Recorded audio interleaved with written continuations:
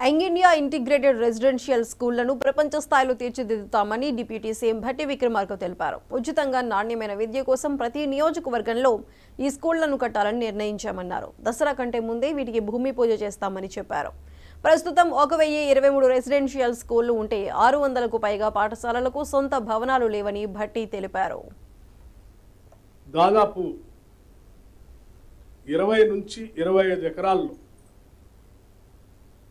పెద్ద ఎత్తున international స్టాండర్డ్స్లో English మీడియంతో 12th class వరకు ఇందులో విద్యాబుద్ధులు నేర్పేటట్టుగా ఏర్పాటు చేయడం జరుగుతోంది.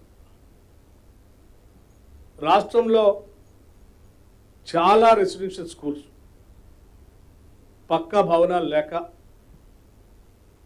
చాలా చోట్ల అద్దె భవనాల్లో అట్లాగే రకరకాలైనటువంటి కళ్యాణ మండపాల్లో రకరకాల బిల్డింగ్స్లో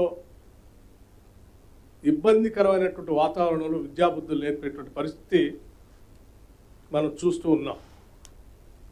ఈనాడు కాంగ్రెస్ పార్టీ ఆలోచన మేరకు ఆనాడు మేము చెప్పినట్టుగా ఈ ఇందిరమ్మ ప్రభుత్వం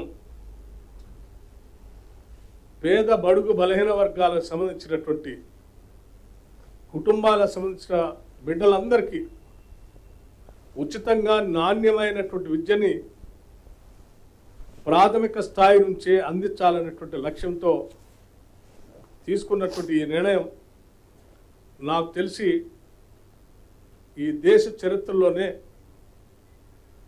తెలంగాణ రాష్ట్రానికి వచ్చి అసలు రెసిడెన్షియల్ స్కూల్స్ అంటే ఇట్లా ఉంటాయా, ఇలా కూడా కట్టవచ్చా, ఇంత అద్భుతంగా చేయొచ్చా అని తెలంగాణ మొత్తం ఆకర్షించేటట్టుగా ఈ కార్యక్రమాన్ని చేపట్టి ముందుకు